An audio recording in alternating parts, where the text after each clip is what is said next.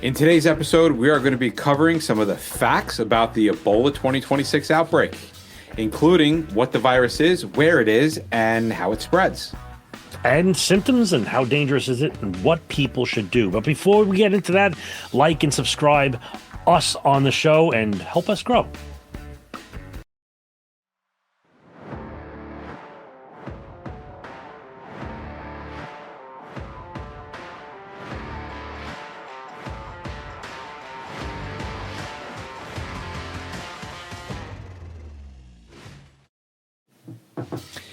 You know what the worst part about getting to a hazmat scene is?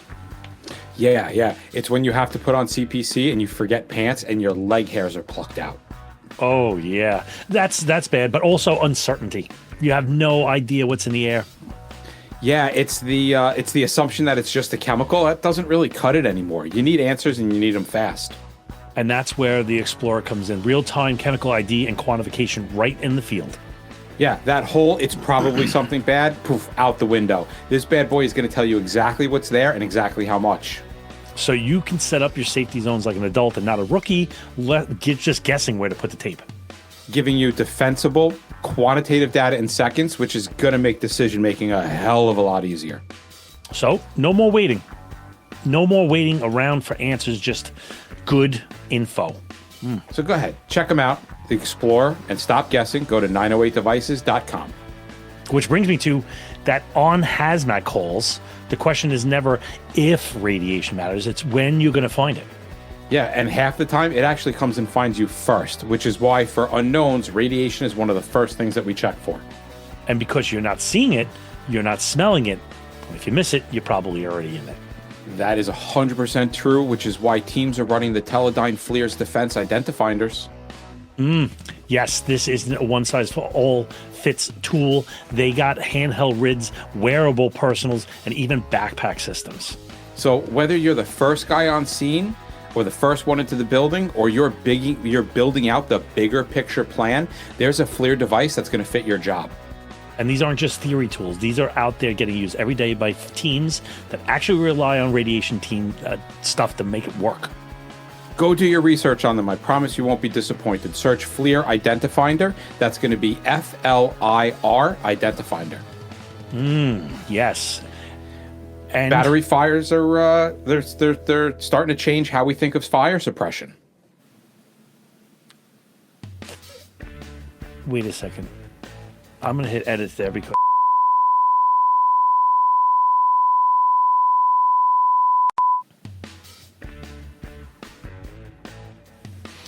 because on the 612. Oh, I'm reading off of hold on. I was reading off of the sheet, off of the show notes sheet. Because the Rigaku is missing. Rigaku got moved to mid-roll, didn't it?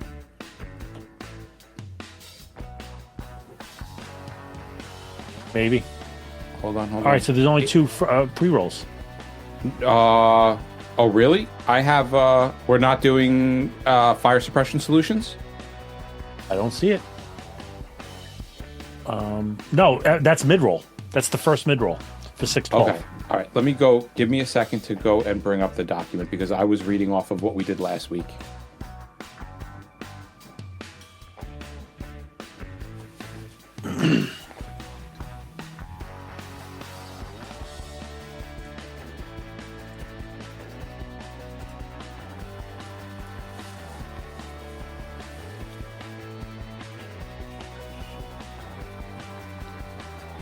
Here and so what is this? This is come on. Why won't this? It's like Teams is locked up here. All right, pre-roll. Boom, boom, boom. I've got a pre-roll Rigaku for 612, but this is for next week, right?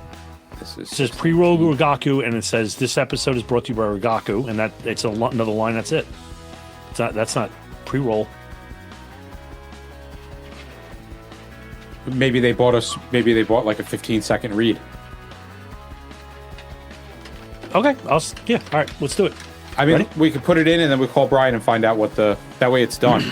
Yeah, okay. All Okay. right, I'll do it right now. And today's episode is brought to you by Rigaku Analytical Devices, who just launched their 4th generation handheld Raman meter called the Icon X. For fast, safe, and accurate chemical analyzation, visit rigakuanalytics.com. Yes, we're back with more Ebola. Oh, it's just leaking out of us at this point. I see what you did there. Oh, that's horrible. Well, so we are a week later again to give the date so that if anything has changed over time, make sure you do your research. It is 6/10, the day that we are recording this, and it is going to be coming out the week of the 10th.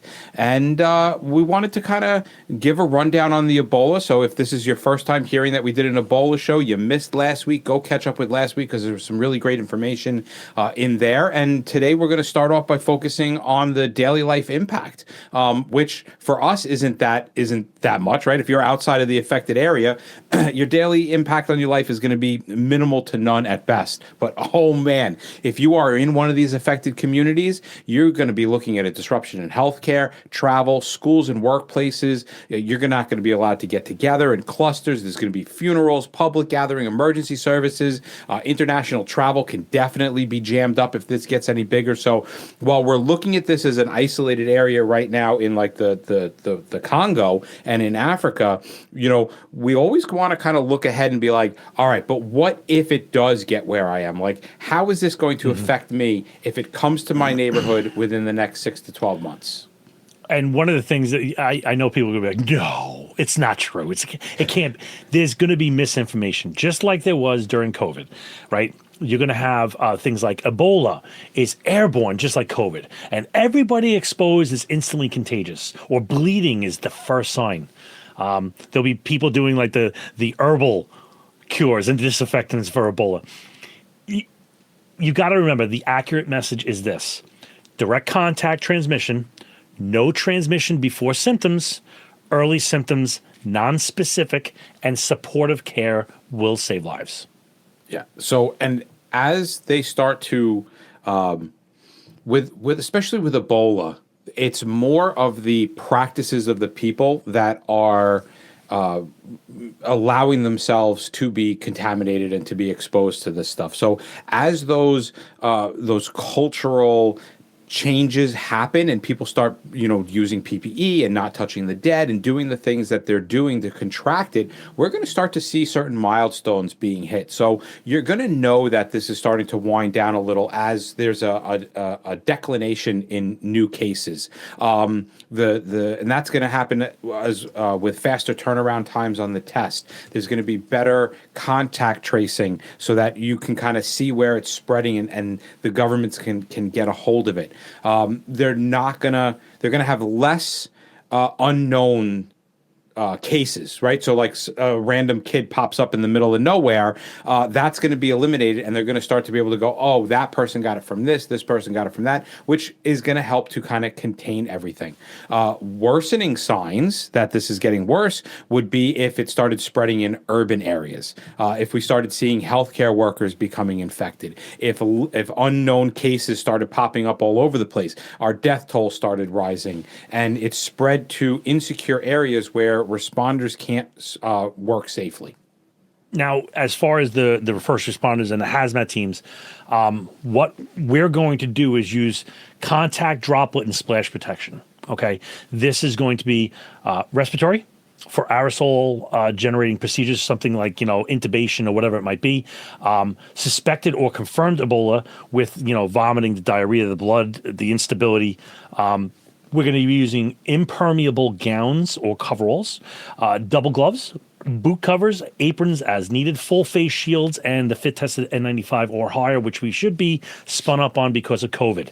And doffing should be supervised. It's not, honestly, it's actually a really good point, is that doffing shouldn't be just an independent thing. We should be watching and making sure that people are doing it right, because downrange or later in the day, that could have an impact for the whole team. So, things like intubation or listening to lungs, ventilation, those things are going to raise our risk. Now, what do you mean by raising your risk, right? What is, in order to have your risk raised, you're going to have a significant exposure, but we need to kind of define what significant exposure means, because from disease to disease, significant exposure could mean a lot of different things. For COVID, it was simply just, walking through the supermarket had the potential for a significant exposure.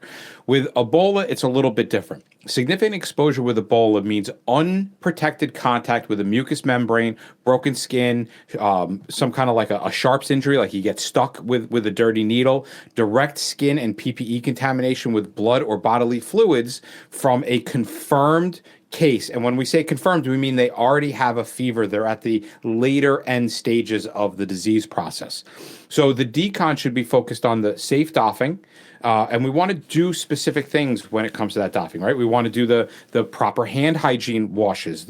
We want to make sure that we're washing with EPA-registered hospital disinfectants that are specifically approved for Ebola. And that's important because Ebola is one of these tricky little buggers that is a non-enveloped virus, which means that it can be a little bit more difficult for the disinfectants, the things that go in there and they oxidize parts of the virus to make it inactive, to actually get in there. And the things that we've learned from previous experiences with this is that it has to be identified early. It has to be isolated fast. We have to inform the public, which is kind of what we're trying to do right now, even though this isn't the public. You're probably more of a first responder if you're listening to this. Understanding all of these things is going to help us be ready in case we get something that arrives on scene.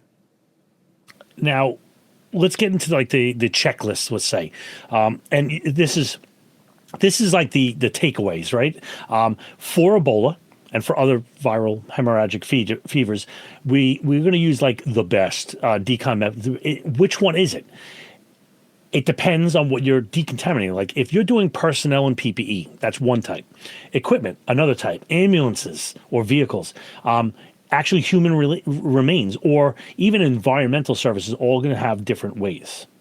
All right. So for you guys that are out there and you're operating in the field, especially if there's going to be visible blood, there's vomit all over the place, diarrhea, dead bodies, human remains, parts and pieces, right? The primary decontamination method is going to be to physically remove the contaminants first, right? So when we look at this like a wipe spray wipe type of a method, or what do we call it, a rub squirt rub, right? Yeah. Getting the bulk material off becomes one of the most important parts. You're removing the contamination, and then you want to think about killing the contaminants afterwards.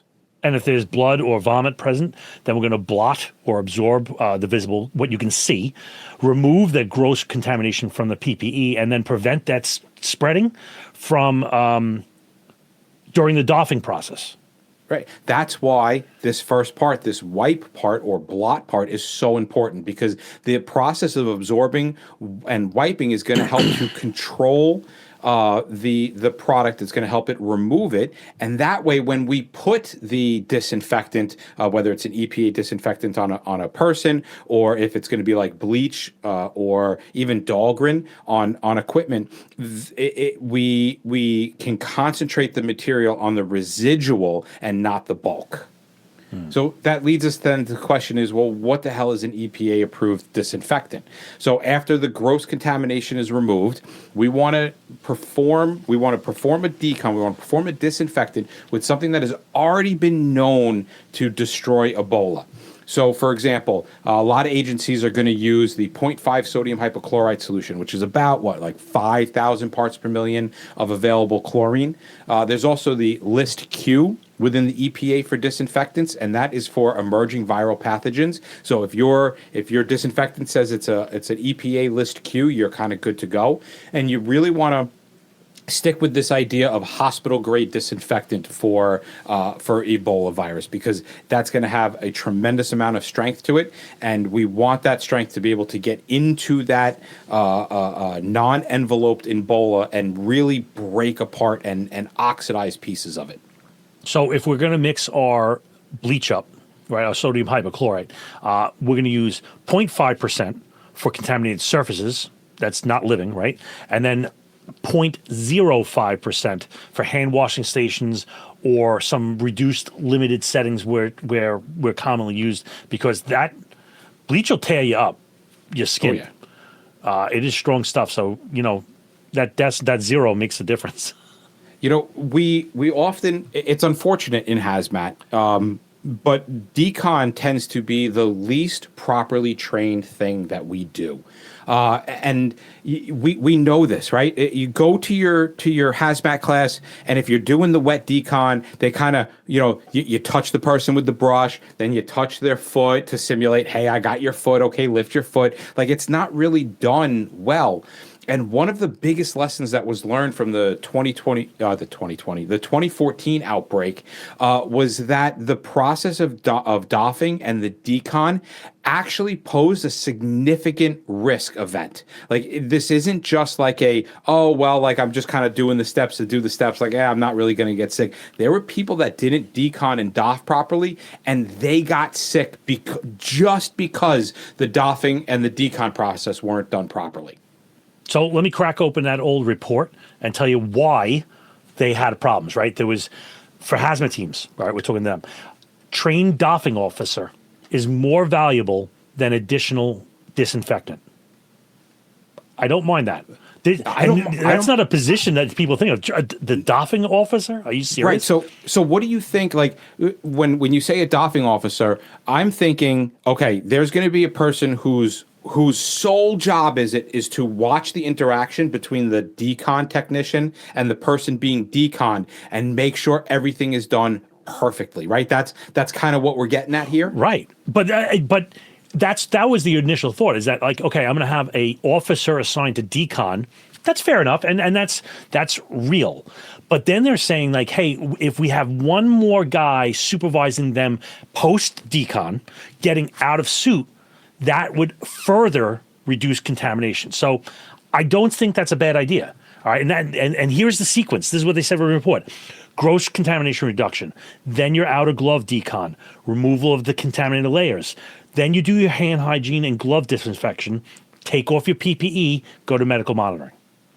But first, we are going to be talking a little bit about battery fires because they are changing how we think about fire suppression. Because for years it was water, water, water, and cool it down and chase it and hope it stays out. And now with all of these lithium ion jobs that are going around, right, the thought process is no longer, well, we have to put the fire out, right? That's not the sole focus. Now it's about controlling it, keeping it from propagating and stopping the reignition cycle. Which is where some of these newer agents start to actually make some sense. And that's where TRF starts to walk into the focus, and they are from Fire Suppression Solutions. What I like about this fluid is it doesn't actually just work all the time. Well, it does. In my experiences, it does work all the time, but it's going to fit into multiple different places within this suppression control and trying to prevent propagation cycle. It's another tool in the toolbox, and it is definitely something that we want to break out when our traditional playbook doesn't come into fruition. Yeah, exactly. And so you've got to get something that can be applied early, can limit the spread, and gives you another option besides just flooding the thing with water and waiting. Yeah, and depending on how your team operates, they've got a whole bunch of different ways to set up this solution. They've got smaller portable containers all the way up to like the bulk kits when you have a really big response. So this isn't about us just saying, this is the answer. This is us saying that the problem has changed. And this is one of those tools that might make sense for your playbook. So go look them up. Don't just take our word for it. Fire Suppression Solutions.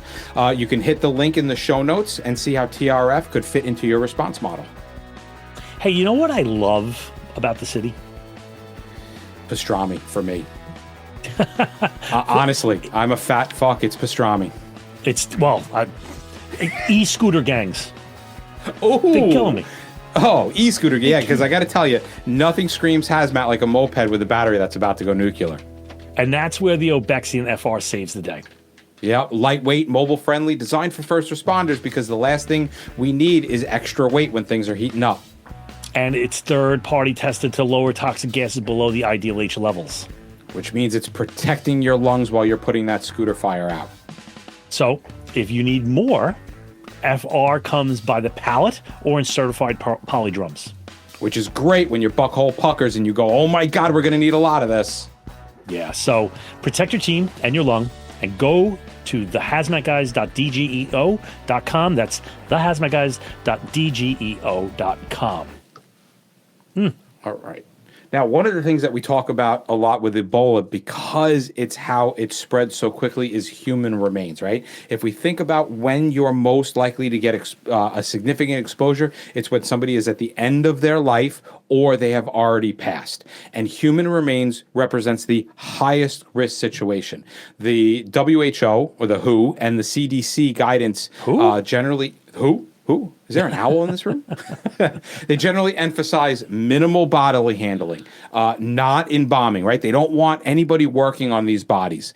If we're going to put them in a bag, you got to put them in a leaf-proof bag. We want to be able to disinfect the exterior of the bag. We want to limit the amount of personnel that are coming into contact with this body, and then we absolutely need to control the transport. So the body, if you can remember that the body remains highly infectious after death, and you are dealing with a live agent, then every step of the way you'll just be a little bit safer.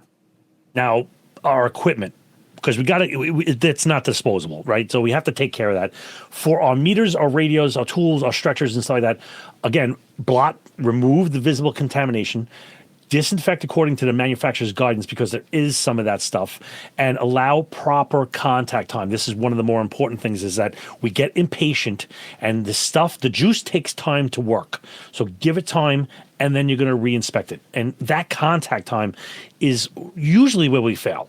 All right, spray it on. If you spray, it's not like you're picking up the chicken off the counter where you just spray the 409, you wipe it up, and you're good to go. This takes some time. So spray and wipe is not decon. You know, when we think about decon and hazmat, and transporting, we're okay with it, right? Like, we understand hospitals absolutely throw a hissy fit if we bring them a patient that hasn't been properly deconned. But we don't often think about deconning bodily fluids, because, you know, we take a person from a car, they're all beat up to hell, they've got blood all over the place, they're just going right back in the ambulance, and the hospital doesn't care if there's, blood and bodily fluids. With transport and ambulance transport, this becomes a little bit difficult, and it's definitely going to be a part for us as first responders where we have to pull back and go, oh, we may have to clean this person even before we put them in the ambulance, which means, again, gross decon. So if they vomited on themselves, that needs to be cleaned up. If they're bleeding, that needs to be cleaned up. You need to contemplate within the ambulance disinfecting high-touch surfaces, having to disinfect the entire patient compartment, which is absolutely something that we did with what we use, chlorine dioxide. Yep. In the city, yep. And then you want to dispose of contaminated absorbable material as regulated medical waste, right? Yes, we're going to put it in the bag, in that red bag, but now we really have to know, like, somebody could get messed up handling this, which means if you're handling it, you're going to be doing gloves and the whole 9 yards, and verify your contact time when it comes to all of the disinfectants, right? Bobby was saying you got to let it sit. He's absolutely 100% right. But every product has a different dwell time. And that's what we need to find out. We need to find out what the dwell time is for the disinfectant that we're using. Now, let's say you're a boss and you're thinking, okay, I have to come up with an SOP. Calm yourself. We took care of that for you. This is your SOP, okay? Primary method is washing and disinfection, specifically absorption and removal of the contamination, soap and water washing when practical, and using EPA approved disinfection application, and then that ever-present controlled doffing. Now, secondary methods would be isolation and disposable, chemical degradation or disinfectant, and washing. And these are the NFPA 470 decontamination methods most applicable to biological incidents in general. Now, there are things I would not rely on, such as evaporation. Takes time. It's dependent on a ton of things. Dilution alone is not the solution. Neutralization is not a thing. And then solidification, I know that's a favorite in EMS with like vomits. They'll take the bucket to put the solidification thing in there, but they have very limited value for Ebola-type biological contaminations. Yeah, it's certainly not going to protect you. You can't gel the hell out of it and then touch the gel and be like, oh no, it's fine. It's in gel. Not going to happen. For hazmat technicians, if we could summarize Ebola in kind of like one sentence, it would be the safest Ebola contamination is carefully contained control, gross contamination removal, and very disciplined PPE doffing. And that is far greater than any kind of strong chemical. So responders, historically, how we kind of get infections is going to be unrecognized patient contact, improper PPE removal, needle jabs and sticks, mucous membrane exposures, and handling human remains. And these things are so much more important than the disinfectant.